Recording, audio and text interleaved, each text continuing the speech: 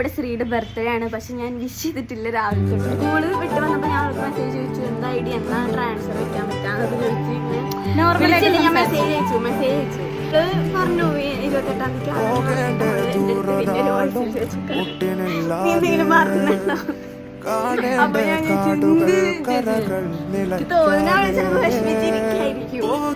ഞാൻ പറഞ്ഞില്ല ആര് വിഷ് ചെയ്താലും മാള് വിഷ് ചെയ്തില്ലല്ലോ. അപ്പൊ ഗൈസ് നമ്മളൊരു സർപ്രൈസ്